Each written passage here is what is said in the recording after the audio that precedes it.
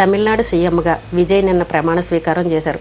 ఆ ప్రమాణ స్వీకారంలో హైలైట్గా నిలిచింది ఎవరు అనంటే, కెమెరాలన్నీ ఎవరి వైపు చూపించాయనంటే త్రిష వైపే చూపించాయి. కానీ తను చేసుకున్న భార్యనా కాదు, అయినా సరే త్రిషాని హైలైట్ చేసి చూపించారు. డబ్బుందంటే ఏదైనా చలామణి అయిపోతుందని అనడానికి ఇదే నిదర్శనం అనిపించింది.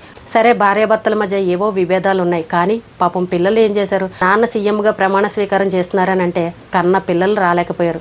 ఆ సమయంలో కన్న పిల్లలు లేరు అనంటే ఎంత బాధగా అనిపిస్తుంది. ఎంత భార్యాభర్తలు దూరంగా ఉన్నా పాపం కన్నపిల్లలు ఏం పాపం చేశారు చూడండి.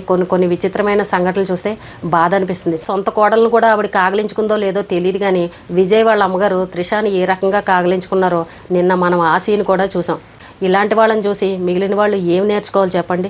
డబ్బుంటే ఏదైనా చలామణి అయిపోతుందని అనడానికి ఇదే నిదర్శనం.